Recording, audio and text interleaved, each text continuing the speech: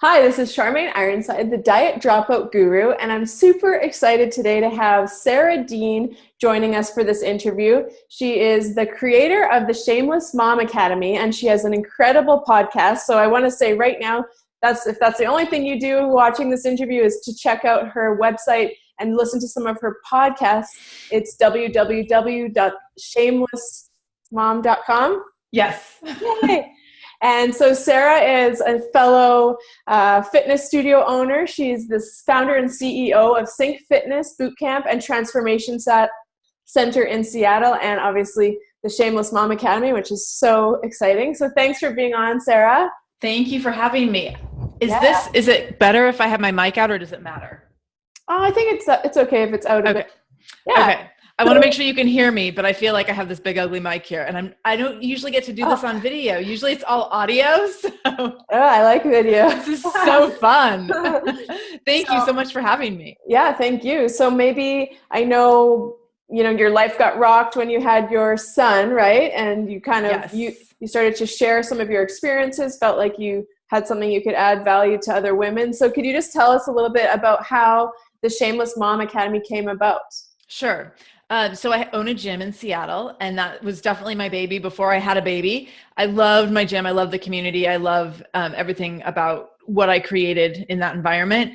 After I had my son, I knew I wanted to be able to have different conversations with women than the conversations I was always having at the gym. And the conversations at the gym were usually around weight loss and shrinking, and like, how can I get rid of this belly fat? And it was a lot of like nitpicking bodies and those kinds of things, which no problem at all. If you want to have a flatter belly, or you want to lose, make your butt more muscular or whatever, totally fine. If you want to lose 20 pounds, that's cool. But those were my constant conversations, were always about, how do I shrink? How do I get smaller? How do I make some sort of like vanity goal happen?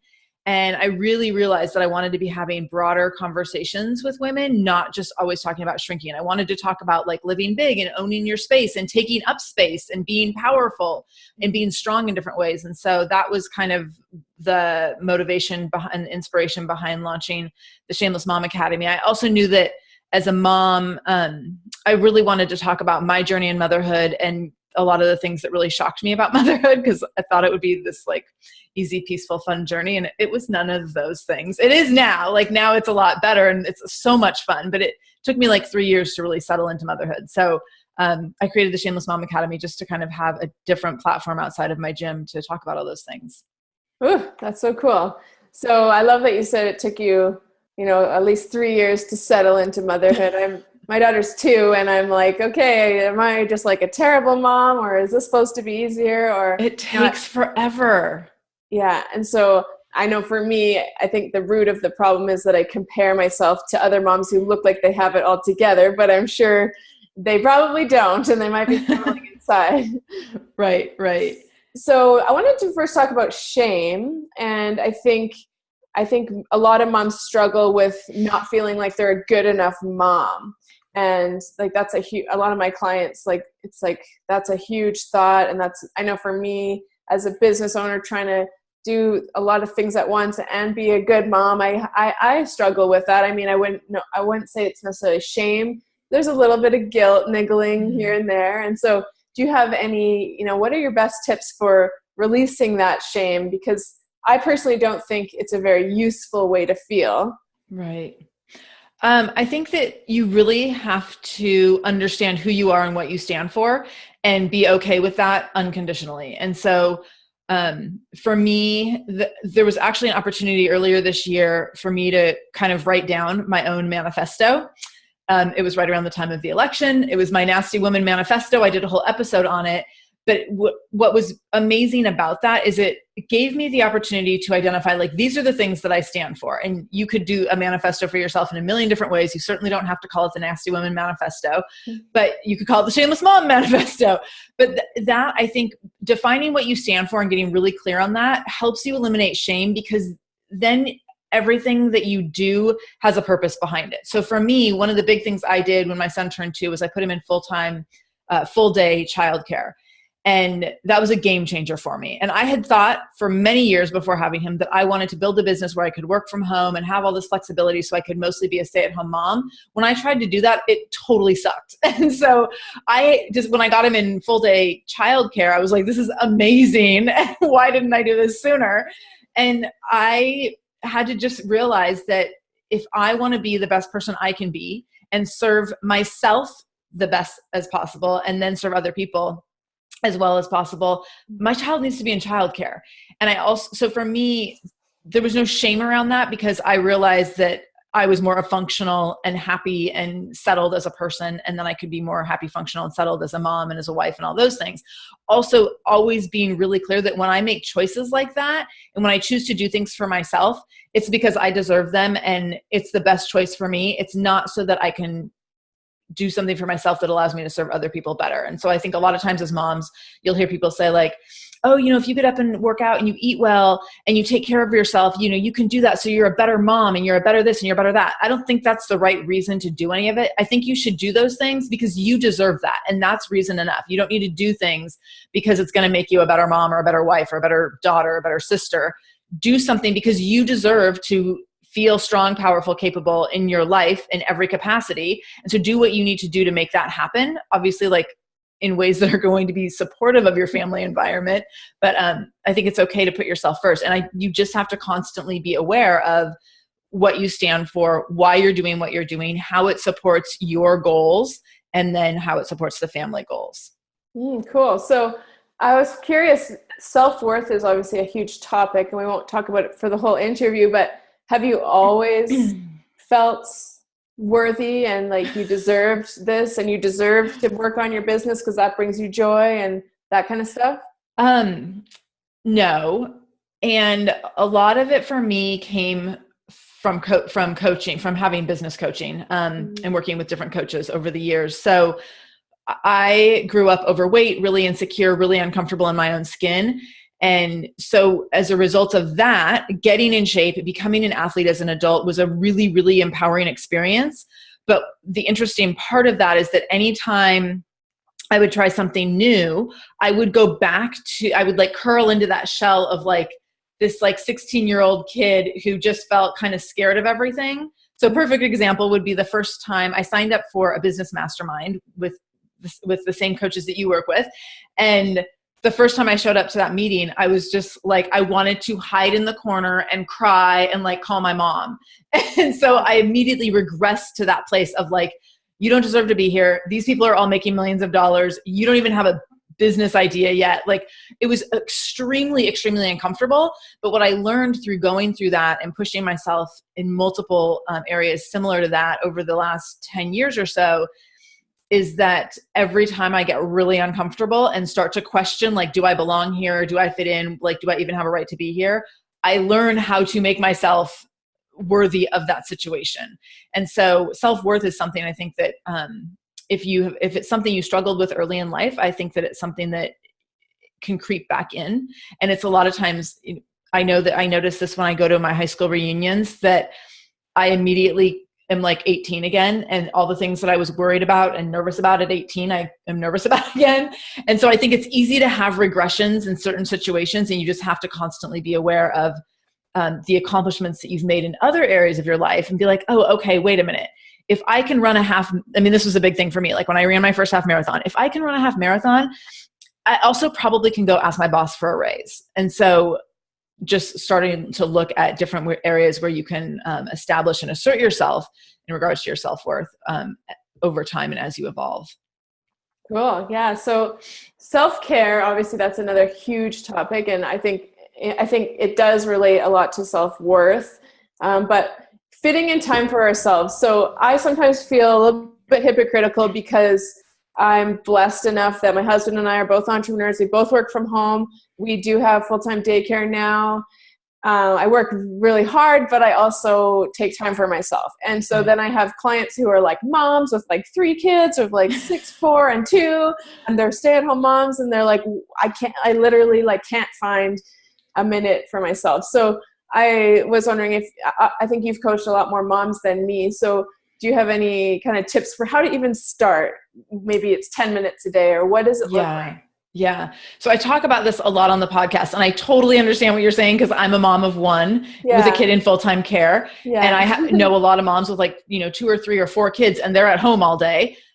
So I totally understand that sometimes it feels a little uncomfortable when you're not in that same situation of chaos to be preaching to people. Yeah. But I also think that there's little things you can do every day, no matter what your situation is. And so where like you might have the time to go do a full hour workout every day while your child is in childcare, a mom with 3 kids running around maybe is going to do a 5-minute workout on the kitchen floor while the kids are eating breakfast. And I did that one with my son when he was still at home and he was like 1, I would like lock him in his little seat. And I was like, okay, like set a 7-minute timer on my phone and I'm on the kitchen floor doing my workout. So I think that you have to look at how you can put self-care into your day, even if it's really small incremental steps. And so looking at like something is always better than nothing, and 1 minute counts. And I think that especially if you're coming from a place where prior to having kids, you used to do like, do an hour, go to the gym for an hour every time, or go to hour-long classes, or maybe you journaled every day for 45 minutes, or maybe you had a nighttime routine that was like,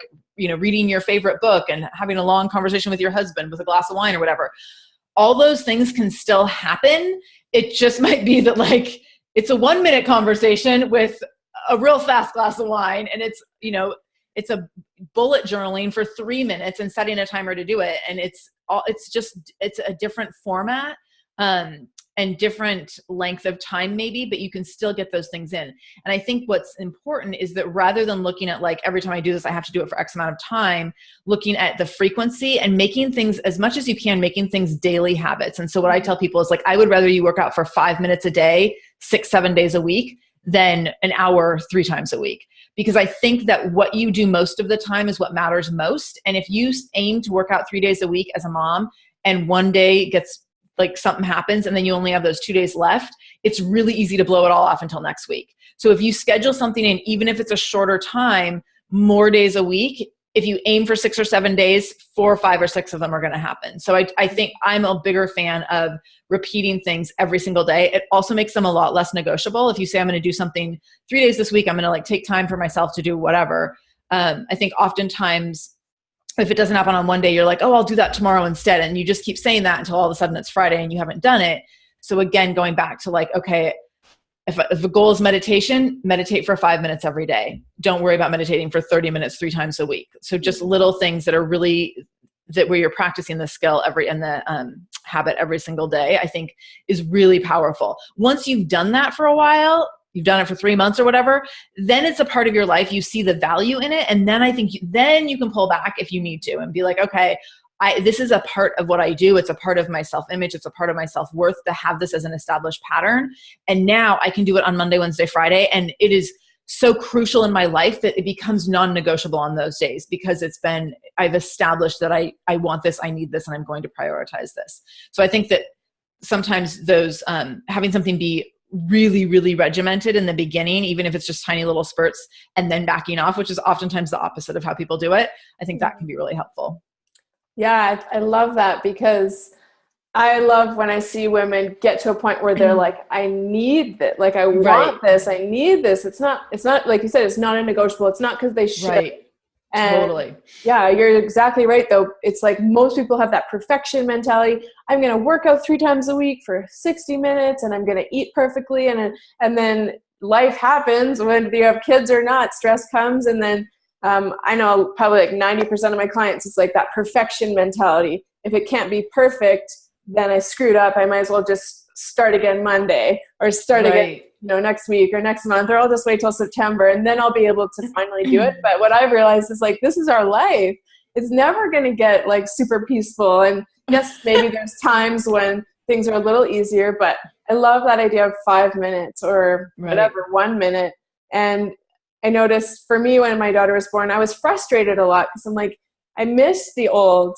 But what I realized is like that lack of acceptance was what was making me so unhappy and was stealing so much of my joy. And it's like, I wanted this baby, and so I started to realize that yes, things will get easier. And I'm glad to hear at like 4 years old now.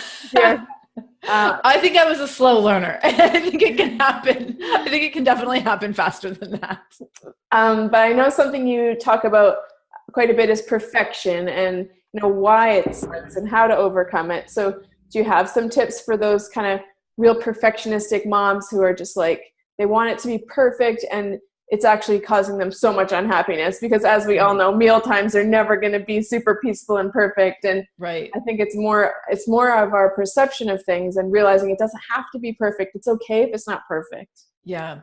I think one of the ways to let yourself off the hook with perfectionistic habits or perfectionistic tendencies is to start looking at everything as practice and data collection. And so I talk about this a lot with my gym members. Like anytime someone new comes into the gym for their first class, I'm like, you are here for data collection. You are here to come in and try things and be like, okay, this is how this feels. And I can do this, but I can't do that. And it's just like checking boxes, like yes, no, maybe. And then at the end be like, okay, how did that feel? Good. Did that hurt? Like next time I come in, what am I going to work on? Did I need to take rest? Do I need to take more rest next time? Did I drink water? So it's just all data collection. And when you're in data collection mode and you're being a researcher of yourself and your practice, then there's no room for judgment. And so what we often do is totally the opposite of that, where we like go into a new experience and we're like comparing, especially in the gym, you're comparing yourself to everyone else. And you're like, well, that person did 47 push-ups and I did 7. Mm-hmm. And that person was able to do the cardio thing for, a minute and a half. And I was only able to do 20 seconds. And so you leave feeling like, wow, I did like a third of everyone else. And this really sucks. And how did I even let myself get to this point? And it's going to be painful. So if you look at it from data collection, you can look at, oh, wow, like I did 7 push-ups and I got in 20 seconds of cardio before I needed rest. So you're looking at these pieces, you're putting it together. And then from there, you have kind of a foundation to build upon. And every time you're just collecting more data. And I think that when you're collecting data, you're in that practice mentality and you're just looking for the feedback, then your mindset is a lot different than, oh, I have to go in and do this perfectly. I would say same thing with food. Like, I know I'm a big fan of like on the weekends, do meal prep and pre-make, I have 2 crock pots. I'm always like throw things in the crock pot and like have as much stuff pre-done as you can. That said, I know that's not, even for me, that's not reasonable every weekend. Like I don't do it every weekend. It's generally my goal, but it doesn't always happen. Mm. And so you can't let good be the enemy of perfect. And so sometimes you don't get your meal prep done on the weekend. And that might mean that you're eating out during the week or ordering food, ordering takeout. And that's okay. And that doesn't mean that you have to go all the way one way or the other. It's like you might end up at a pizza place with your family on Wednesday night when you thought you were going to be having like a rotisserie chicken and broccoli or something. Mm-hmm. And so then you look at like, okay, this isn't what I planned. How can I still make positive choices that fuel me well within this current situation? And so again, you're just practicing. So then you practice at the pizza place, like, okay, everyone else is having like 7 pieces of pizza. I'm going to have this salad and 1 or 2 pieces of pizza. So you're just constantly practicing within every situation. And I think that can be really helpful. I think the other piece of perfectionism is really looking at what do you want for progress? And so perfectionism is going to really stunt momentum. And so if you look, and I know you've probably heard from our shared coaches that we have, speed of implementation is really powerful, and done is better than perfect. And so you just need to keep putting one foot in front of the other, and then things start happening. So it can be really ugly the whole time. Like every time you show up, it can kind of be a mess, but you're still making progress, versus like, I'm not going to show up until it's ready and it's perfect and nothing can find anything wrong. You will never move forward in any direction toward any goal, and you will always stay where you're at. So I definitely am super type A, very controlling, a lot of perfectionistic tendencies, but I've gotten over that. And it started with blogging in like 2010, where I would spend hours like making sure there was no typos in a blog post. Mm. Now I'm like, I can't, I don't have the time. And if someone wants to fault me for a typo in my blog post, they probably don't belong in my community anyway. So have at it. And I've gotten really aware of those kinds of boundaries in my gym environment as well. If like someone's going to nitpick something in our community that's not working for them, and it's because of me not being a perfectionist, or me not, because I've implemented something quickly and maybe only done it 80% instead of 100%. If someone's going to be that picky and not see the greater value for the greater good in our community, it's probably not the right place for them. So that's been a really helpful mindset for me, is that I'm going to move forward. I'm going to be imperfect. And if people want to judge that, cool, that's on them. That has nothing to do with me if someone judges my imperfections. And that's, if they want to, fine, they can walk away. I don't care. That takes a while to practice that, to get to that though, because I definitely in the past, if someone were to make a complaint about something in the gym, I'd be like awake all night thinking about like, how can I fix it immediately? And how can I make them feel better? And I've gotten so much better at those boundaries, and so much better at just being really conscientious of, I'm going to do the best thing that I can do in this situation to keep moving things forward, because that's how I can help more people. That's how I can serve more people. That's how I can meet my goals. So I can't let myself get too caught up on everything being perfect and 100%. That's great. So yeah, progress over perfection. Totally. And do you find that having sort of like an overall vision helps you remember that? Yes. I think I definitely. And so, I mean, for me, I always have a vision of the direction I want things to be moving so for the podcast, for example, I often will do things really hastily because my time between the gym and the podcast, like it's pretty tight. And so I will often do things. And I just did it this weekend, actually. I was on Instagram and there was this woman who I really admire who has a huge business, huge following. And I was like, I've been thinking forever, like I need to email her. And I kept thinking, I need to sit down and write this like perfectly composed email to ask her to come be on my show. And I need to like list all the reasons it would be a great opportunity for her. And so for like 2 months, I've been thinking about this email I need to send. And I was on Instagram on Sunday and I was like, screw the email. I'm going to just instant message her on Instagram and be like, hey, so I have this podcast. I think you're awesome. Would you want to be on my show? Here's a couple of reasons why I think it'd be a good fit for you. And it took me like 42 seconds to do the whole thing instead of waiting for months to implement to sit down and write this much more formal email. So I think that you just have to think about what the bigger goal is and not get caught up. And so for me, I'm constantly like, I know my bigger goal is having some people who I hugely admire, who I've admired for years, who have like cult-like followings on my show. And I can't get tripped up in like writing the most perfect email invitations. So I'm just going to start inviting people and go from there. And I think same thing when you're looking at like weight loss, you can't. And I think this happens and I see it happen all the time, where people are like, well, I want to lose 30 pounds, but I'm not sure, like, should I do paleo or should I do keto or should I be a vegan? And they're like, we're looking for like the perfect solution. Just start something. Just start eating some healthier things and you'll start to get results, and you can tune it and tweak as you go, but you have to just start something. And so I've just really learned to create momentum, and then you can fix it as you go. So like, I haven't heard back from the woman on Instagram, by the way. So I'm like, okay, if I don't hear back from her, the next thing I do is then I go to email and I say, hey, you maybe didn't see my message on Instagram, but I wanted to follow up here. So there's like always a next step. There's always a place to take it to the next level. But I think the really important part is that you start and you just get it going. And once you get it going, there's hopefully that holds you to a little bit of a level of accountability to keep the ball rolling. That's awesome. So another thing I know for me, I really resisted with my daughter even, and just in general in life, is routine. And I felt like routine was boring. And I've since we had that same coach, Craig, but structure creates freedom. And so what's kind of the routine for you? What are some real like non-negotiables in your routine that have given you more freedom, given you more time, given you more energy, given you more happiness? So I've always loved routine because I was raised in like crazy structured routine. My mom was a nun for 17 years. So wow. You can imagine like at our house, she wasn't super strict, but we just like everything we did was the exact same every day, because for her in the convent, everything that she did for 17 years was exactly the same and very, very rigid and strict. And so in our household growing up, things were just very predictable. So I like predictability. I like control. I like structure. So routine for me is really important and always has been. And actually like spontaneity is a huge challenge for me. And when I started dating my husband, when things were spontaneous and he'd be like, oh, like maybe today instead of this, we should do this. And I would be like, what? That wasn't the plan. It would take me a while to like, hold on, like I need to think about this. And it could be something really fun even. And I'd still be like, I don't know, I'm going to need to think about it. So some of my non-negotiables for routine is working out first thing in the morning. So even though I own a gym, I work out at my house. So first thing in the morning, I get up, I do my workout. I often will do some reading before my workout.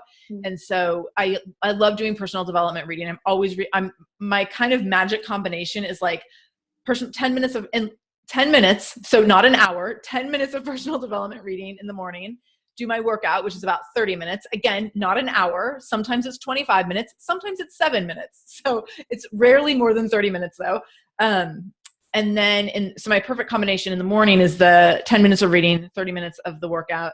And then in the evening, before I go to bed, I love reading autobiographies. So I love to do personal development in the morning, and then I'll do another like 10, 15 minutes reading an autobiography in the evening. Because I love other people's stories, and reading other people's stories helps me with telling my own story on the podcast and helping facilitate storytelling among my listeners. So it's kind of work-ish, but I love, like, I'm very nosy. So I love reading autobiographies and like tell all expose kinds of things. Yeah. So those are some of my really non-negotiable routines on a daily basis.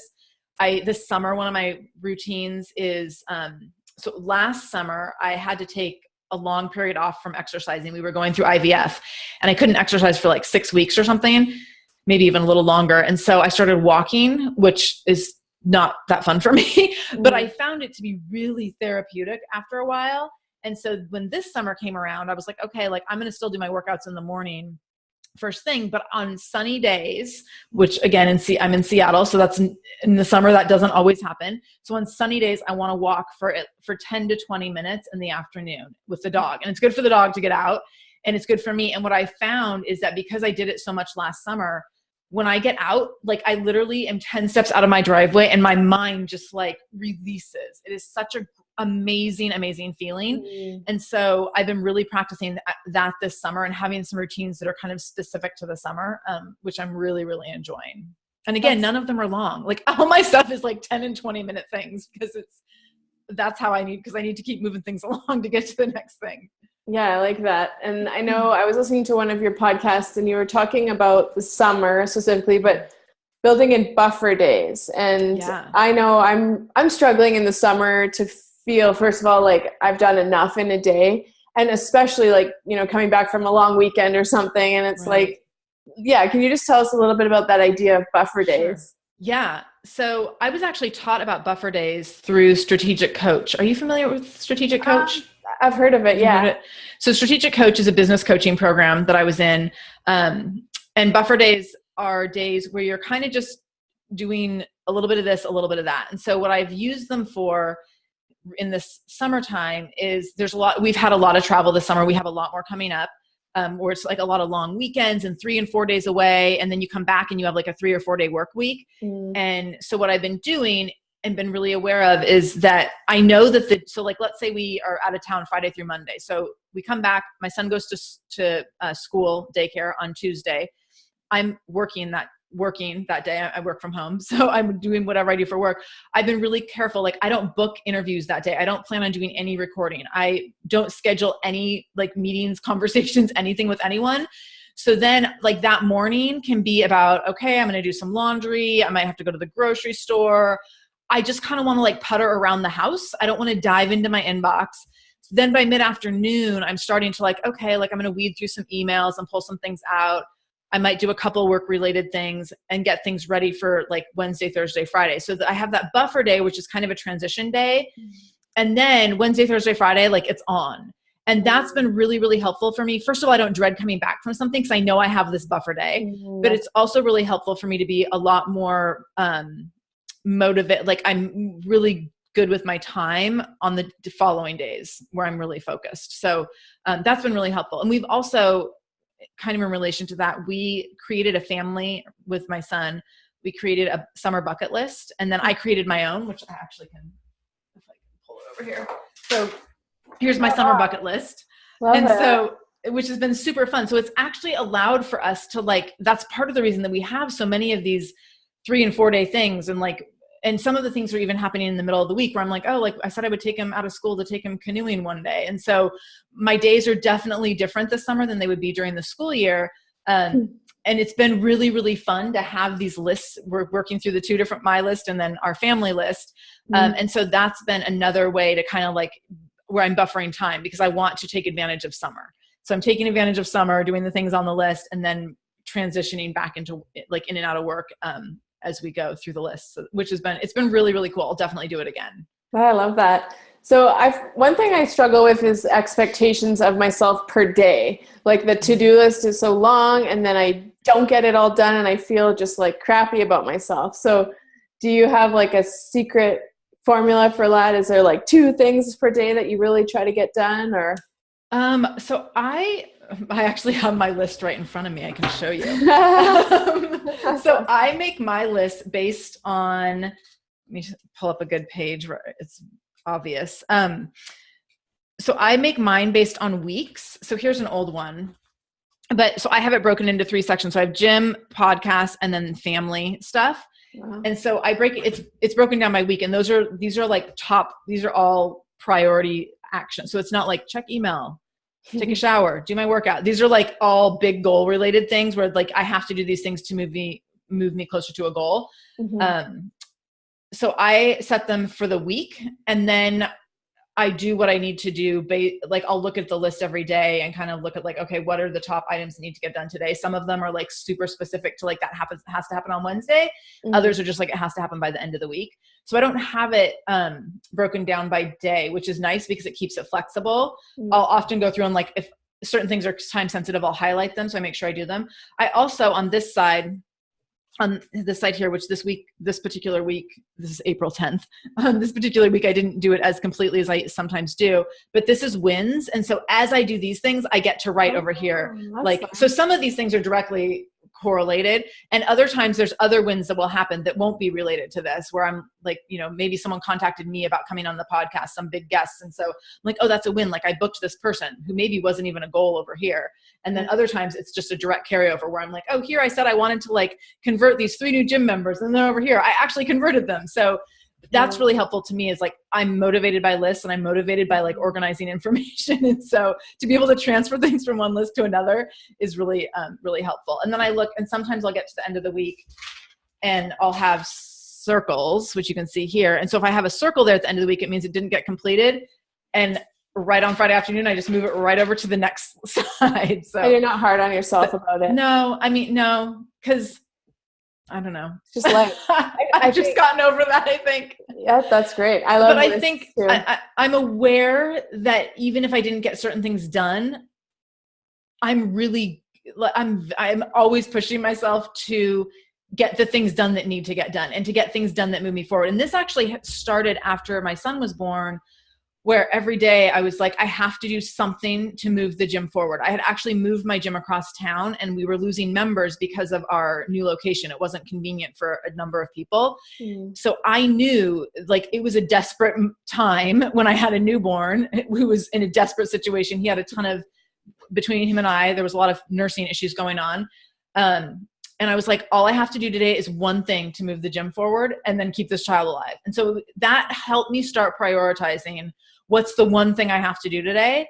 And it was just one action step. So now I look at that like every day. I'm looking at like, now I can do more than one thing in a day, but I'm looking at what are the 1 or 2 or 3 things I'm doing today to move things forward. So even if I don't get everything done, I don't feel bad because I know that I got some things done.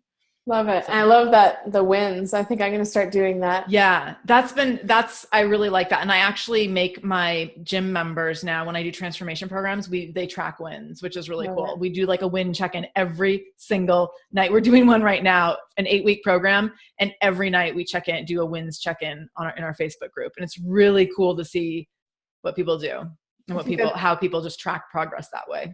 That's cool. Because I think women, especially, hard on ourselves. So to see that even if the day wasn't what you wanted, there still are always some wins. Totally. And I think it makes you, when you acknowledge the wins, you see yourself as powerful and capable. And you're like, oh, like I can do this. Even on a day that feels crazy and hectic and chaotic, I still got something done. So when you start seeing that, it impacts how you move forward in life. And maybe that's why I don't feel bad about things, because I know that like I've proven to myself over and over again that I'm getting stuff done. And so I'm not hard on myself on days where I don't get everything done.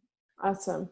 So as a fellow gym owner, one thing I've really started to be more aware of with my clients is the way certain women talk to themselves about their body, or about their, how good of a mom they are, or, about how their career. And so the inner critic, I wanted to talk about, like, that nasty, mean girl inner critic. Do you suffer or struggle with that? And do you have any tips for kind of overcoming that? Yeah, I do. and I do for both. So I do struggle with it and I have tips for it.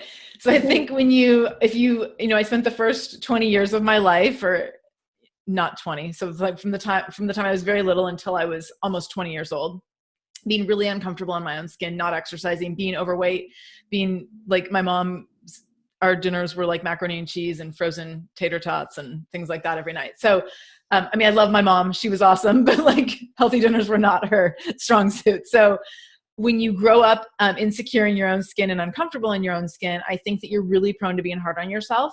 And that definitely didn't switch for me when I became an athlete. So when I started doing distance running in my 20s and I became a triathlete, and I was a triathlete who actually like shocked myself, and I was placing in my age group in races and doing really well, which was very, very exciting. I was still really hard on myself. And when I was doing half marathons, like every half marathon I would do, I wanted to be faster than the one before, which is a grueling way to train for a race and to actually race. Like the whole time you're racing, you're just hating it. And that's, 2 hours is like a long time to run and hate it. And so what I found over time is that I was really burning myself out because I was being so critical of like every single workout, every single thing I did, every single thing I ate was, did I earn it? Did I work hard enough? Like, did I burn enough calories in my workout to make sure that it's okay to actually eat this whole burrito? Those kinds of things were just constant through my 20s. What I've learned since then, and I think a lot of it was in becoming a trainer and seeing other women talk to themselves the same way I did, it was eye-opening. I was like, what? Like when I heard other people voicing these same things that have been going on in my head for so many years, it sounded so awful. And it was such a wake-up call. Like I would never let any of my clients talk to themselves the way I talk to myself. And I'm constantly helping them not talk to themselves that way anymore. So I have to do the same thing for myself. So this has been a challenge for me. Since I had my son, definitely I have had some health issues since then. And so my body is like, it's taken me 4 years to get, so I gained 30 pounds in my pregnancy. I lost 25 of those pounds within 5 days of giving birth. And then after he was born in that first year, I gained about 15 pounds. And because of all these nursing complications, and I was on a ton of supplements and medication and basically bedridden for a few months, like pumping and nursing, and it was awful. But as a result of that, a number of things got kind of messed up. I had blood sugar issues and some adrenal issues. And so with all that, I gained post-baby weight that I then could not lose. Just in the last 6 months, I've gotten back down to my pre-pregnancy weight. And so I went back to that place definitely of like being critical of myself. Like you're a gym owner and you're struggling with this. Like that's weird. And like, why can't you fix it? And I did a lot of things to fix it. I went to a lot of doctors and I was like, I don't know what's going on and what's going on with my blood sugar. What I had to do through all of that is be really aware of like, you can't control this. And again, going back to like, if someone else wants to judge it, that's their problem, not yours. And so they're welcome to judge you and walk away. And then I had to be aware of, even though I can't control this thing, like what are other areas in my life that are going well? What are other areas in my life where I am like feeling that my effort and my results are in better alignment than what was going on with my own body at the time. And so that was just constant. I just had to constantly talk myself through it. I also had to be aware of, okay, so my body, like I'm not feeling like I want to feel in my own skin right now, but how can I still feel good about myself? And so a lot of that was like, okay, I'm going to go shopping and I'm going to go buy something that I feel really good in. Because for a long time, it was like, well, I'm not going to go buy new clothes. I'm just going to like fit into these awkward, uncomfortable clothes that used to fit me and like squeeze into them and then not be able to breathe and feel self-conscious. It got to the point where I was like, this is ridiculous. And I'm going to go buy something that I feel good in and I look good in and I feel confident in because I deserve that. And then I could like kind of carry on and be like, I'm fine. So it doesn't matter so much if I'm a bigger size, if I'm feeling good about the way that I am wearing my clothes versus like, I'm going to stuff myself in this thing as a punishment for not losing, for carrying this extra weight. So. Yeah. So it'd be like, that's like a constant reminder that you're not back to where you want to be. And that's right. I find some people think that's motivating. I find that really unmotivating. Right. Yeah. And it's kind of like when you go shopping and you buy the jeans that are a size smaller because you're like, no, I'm going to lose 10 pounds in the next month. No, just like buy the jeans that fit you right now. If you lose 10 pounds, great. Go have them tailored or go buy another pair then. But yeah, like treat yourself to things that make you feel good in the moment. So, I mean, I personally think when people take the focus off the weight and just focus on wanting to feel good, and I like what you said about noticing other areas of your life that are going well, like the weight kind of starts to help take care of itself. Did you find that? So I definitely had some medical stuff going on that was not allowing that to happen. Yeah. But what I will say, generally speaking, and what I've found in other areas of my life prior to that, with food and nutrition, and definitely in like the last 5 years before my son was born, what I found was when I was really good to myself in all areas of my life, it was way easier to motivate myself to exercise and eat well. So it wasn't ever like, it stopped being like, oh, I'm going to have this salad as a punishment for eating pizza yesterday. It was like, no, I'm going to have the salad because this actually, I love the salad. I'm putting things in it that are really good. And this is going to make me feel really good. It's going to make me alert during the afternoon rather than making me crash if I were to have like the bean and cheese burrito at lunch. So really being aware of how I could fuel myself and fuel my life. And when you start doing things that give you that positive energy and that give you positive outcomes, it's easier to replicate them. So you're motivated to keep doing those things. So it didn't feel like so much, I used to reward myself with crap food all the time when I was doing a lot of distance running, because I'd be like, oh, I just ran 13 miles. So I should definitely like eat a couple brownies. But then I would like have to take a nap immediately. Like sugar and I do not do well. So I stopped doing that because I realized it wasn't really a reward. And even in my pregnancy, I was like, I'm going to eat some donuts.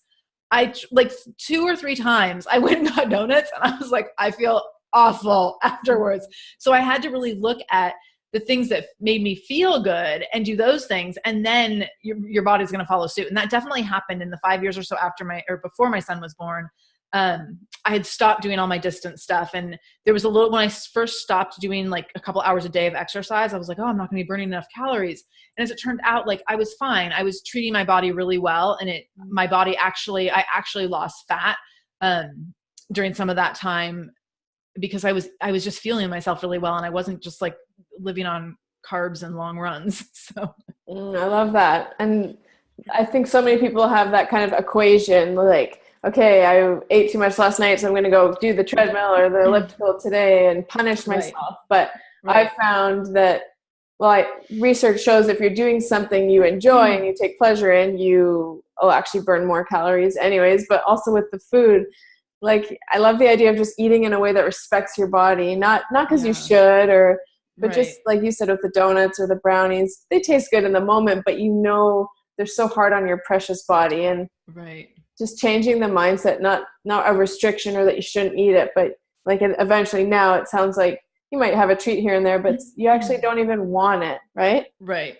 Yeah, I think and when you get out of the mindset of punishing yourself with food and exercise, it becomes so much better. And so a lot of times, we'll think like, I'm going to punish myself, and by choosing a workout that makes me burn the most calories today because of what I ate yesterday.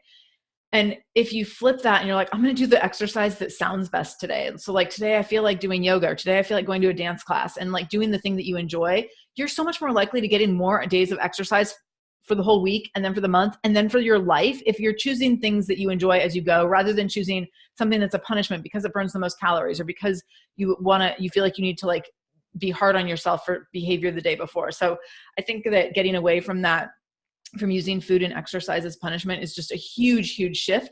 And I think that it is so common that women do use food and fitness as punishment. And it's something I talk to my gym members about a lot. And I talk about it on the Shameless Mom Academy too, that like those things should be privileges, like to be able to get up. And once you have kids too, you're like, wow, getting up and being able to work out in the morning, like that is totally a privilege, because sometimes that is hard to get in. And this morning I had to kick my son out of the room like 18 times while I was working out. So being able to get in a 30-minute workout today for me was like a huge privilege. And so I don't ever want to look at that as like my time to punish myself, because I know that like I'm trading time. Any time of day, moms are trading time. So if I'm taking this time for myself in the morning, it means I'm taking it away from the family. I don't feel selfish or guilty about that, but I'm just aware of like, if I'm going to have this time for myself, I'm going to enjoy this time. Yeah. And I think we only have one precious life. So it's like, are you really just going to spend the next half an hour or an hour like hating every second of your workout? Like why? What's the point? So will you just share your 3 favorite types of, workouts, exercise, movement? Sure. So I love, oh gosh, my three favorite. Okay, well, I'm going to say I love high intensity intervals. And my favorite person to do high intensity exercise with is Shaun T. Are Oh, you familiar cool. with Shaun T? Yeah. Insanity. Yes. Beachbody. So I've done multiple series of his and videos of his through the Beachbody app, but I am obsessed with Shaun T. So I love doing his any of his high intensity interval stuff. Awesome. I really enjoy running. Like, running allows me to mentally escape, and it allows me to feel really, really strong and powerful. I used to run like all the time. My running now is like a lot more seasonal. But I feel like it's a gift that I give to myself when I do it now. When I used to do it all the time, it was just always just kind of it was like a punishment. How long can you go and how many miles and how fast? Now it's really like, I really honor that time. So I would say high intensity intervals, running. I'm going to do 4. I love doing things where I feel strong. So I really like weight training. And sometimes I like to go really heavy. Sometimes I don't go as heavy. It kind of just depends on how I'm feeling. So I don't feel like I have to go super heavy every day or make it like super hardcore. And then I'm going to put my leisure walking in there, my 10, 20-minute walks. That's just for me. Like, I've learned the power of restorative movement since turning 40. And I think that restorative movement is hugely, hugely underutilized in the exercise space, because we're so focused on weight loss and burning calories and beating ourselves up. And I think restorative movement is so important for the longevity of exercise in our lives. And so, if you want to be able to exercise for the rest of your life, you need to be doing restorative stuff like yoga and walking. And so I work that in every week now, which I did not used to do. That's cool. Because I know a lot of people, I'll see them like leave the stretch starts and they leave the class. Totally. And I'm like, where are you going? Like, what is more important than giving your body this gift of a nice, relaxing stretch? But obviously running out the door to like go do a couple extra errands is more important. So I love that you said that. I mean, I don't practice yoga regularly, but I love just taking my time with my stretching and my rolling and giving. I feel like it's like giving back to your body. Totally. You're going to tax it. You got to respect it and give back to it.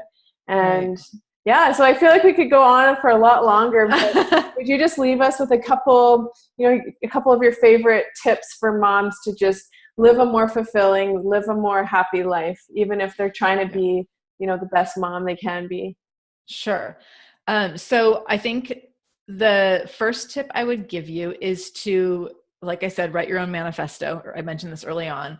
Write your own manifesto to get clear on what you stand for, because it will be a lot easier for you to define goals for yourself if you know kind of where you're coming from. And I actually talk through I have an episode about it called the Nasty Woman Manifesto. I'll add that into the notes. Okay. Yeah. You don't have to call yours that. I know that it's a politically charged title. I understand that, but I talk through how I did it and how I came up with it.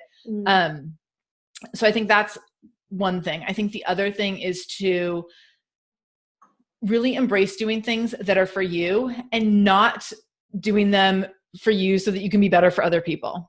So like a great example is like, if your husband says he's going to go play golf, he's not like, hey, sorry, but do you mind if I go play golf? Because that'll make me like a better husband and better dad. He's just like, yes, I'm going to go play golf. He just does it, right? There's not an apology about it. There's not like, I want to do this to be a better anything. It's just, I just am going to go do this because I like doing this. And women don't do that. We apologize for everything, which is one of my upcoming episodes is all about not apologizing. And it's maybe one of my favorite ones I've recorded so far. So we need to stop apologizing and just do things that make us feel good and be unapologetic and guilt-free and be okay with doing something that's just for you because you deserve that. And you would never tell your child to only do things that would serve the family or only do things that would make them, better for someone else. You tell your child to do things that make them better for themselves. So you need to do that for yourself as well.